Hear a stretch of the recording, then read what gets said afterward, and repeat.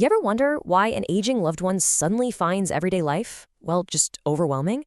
Today, we're going to get into a really common but often misunderstood reason for that: sensory sensitivity. So, have you seen this happen? A parent or a grandparent who used to be the life of the party now just retreats. The sounds, the lights, the whole energy of a room all of a sudden seems to be way too much for them. Let me tell you a story from our source material about a woman named Mrs. D. She used to love sitting by her window, hearing all the sounds of life, the traffic, the kids playing outside. But now, those exact same sounds make her flinch. The TV is always too loud, the clock seems to tick with a vengeance, and she finds herself covering her ears.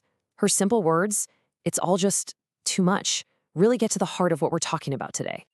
But this is where we so often get it wrong in how we interpret this kind of behavior. It is so easy to see this withdrawal and think it's a choice when it's really a reaction. We might look at that and think, oh, they're just being moody, or they're so irritable lately. We might even worry that they've lost interest in the family or in life itself. But what if it's none of that? What if what we're actually seeing is a behavioral response to something called sensory sensitivity, a kind of neurological overload? Okay, so what is the real reason behind all this? It's not about their mood, and it's not about their interest level. It's about what's physically happening inside the brain. And this is key. It's not a choice, it's a change. And here's the definition we need to understand. Think of it like this. Our brains have these amazing natural filters that let us tune out background noise or not get blinded when we walk into a bright room. Sensory sensitivity is when those filters start to wear out or get less flexible. All of a sudden, every single sight, every sound, every little thing feels urgent and important, and that is just completely exhausting. And look at this list, it's really eye-opening. It's not just about loud noises. It can be something as simple as two people talking at once at the dinner table, or the flicker of a fluorescent light, even the texture of a sweater, or a visually cluttered room. These are all things that most of us just filter out without even thinking about it. And just so you know, this isn't just some theory. It's backed by science. A 2021 study actually confirmed that this is a neurological issue. They found direct links between this sensory overreaction and real physical changes in the parts of the brain that handle our attention and emotions. So what looks like a bad mood is literally the brain just working way, way too hard. All right, so once we know what's happening in the brain, we can start to see their behavior in a whole new light. We can start to decode it, because every single action is a form of communication. It's a message trying to get through. So what should you be looking out for? Well, it's often a bunch of little things that add up. Covering their ears, or squinting their eyes in normal light. Suddenly avoiding those big family get-togethers they used to love. Maybe they insist on only wearing super soft clothes, or you notice they're always seeking out quiet, dimly lit rooms. These aren't just personality quirks. They're clues. Yeah, to anyone on the outside, it's really easy to just lump all this together and say, well, they've just become withdrawn, or they're not interested anymore. It's a simple conclusion, but it's usually the wrong one. Because here's the real message they're sending, whether they say it out loud or not. My environment doesn't feel predictable anymore. Their world has become chaotic and sharp and jarring.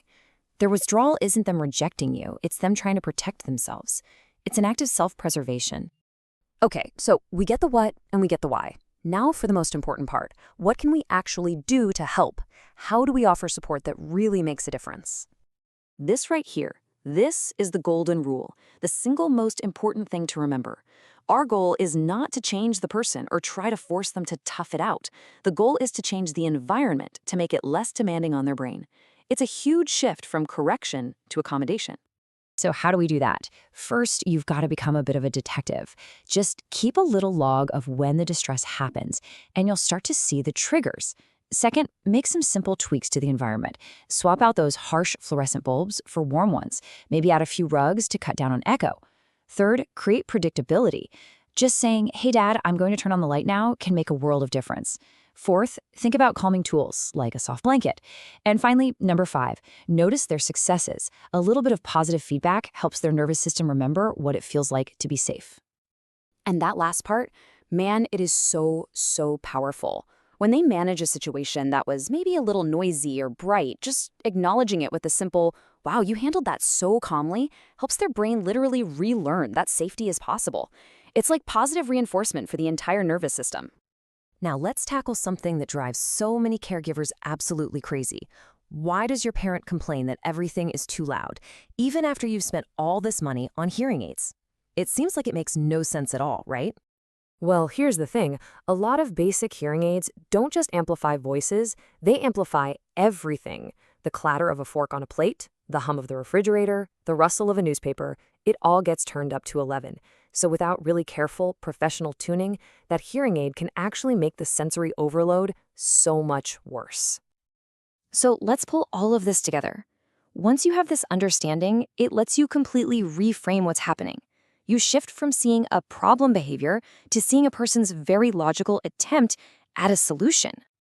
And I think this slide just sums it up perfectly. What we used to see as them rejecting connection, we can now understand as them protecting their peace. They aren't trying to push you away, they're just desperately trying to find a moment of calm in a world that has become way too loud. And that brings us to the final and most crucial thought. The goal here isn't to create a world of complete and total silence for them. The goal is to create an environment that feels safe. Because once a person feels safe, once their nervous system isn't in a constant state of high alert, that's when real connection can finally happen again. Safety first, connection will follow.